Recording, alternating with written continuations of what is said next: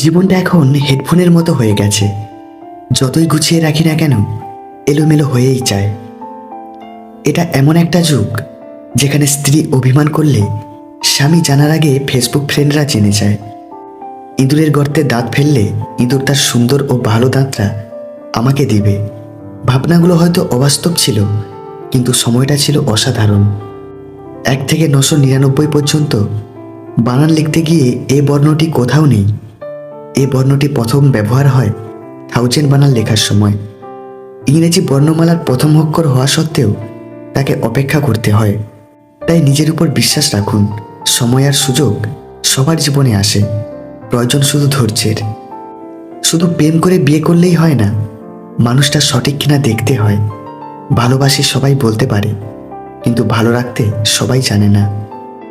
মিথ্যা ভালোবাসা চেনার 5টি উপায়। 1.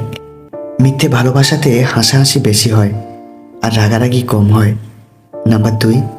মিথ্যে ভালোবাসাতে প্রমিসের কোনো দাম থাকে না, একদিন করলে আরেকদিন ভুলে যায়।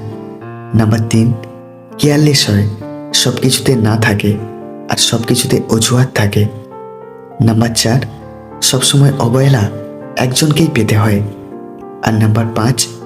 সম্মান ভরসা সবসময় অনিশ্চিত থাকে। কোন বয়সের মেয়েরা পুরুষের জন্য পাগল থাকে? ইউনিভার্সিটি অফ টেক্সাস অস্টিনের সাম্প্রতিক সমীক্ষা বলছে 27 থেকে 45 বছর বয়সী নারী পুরুষের জন্য পাগল থাকে।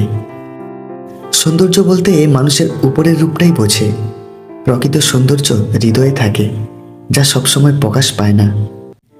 জীবনে যত বড় মনের মানুষ হবে, ঠিক ততটাই বুঝতে পারবে কোনো কিছু নিয়ে তর্ক করার থেকে নীরব থাকাই অনেক শ্রেয়। ব্যবহারে বংশের পরিচয় কথাটা ভুল।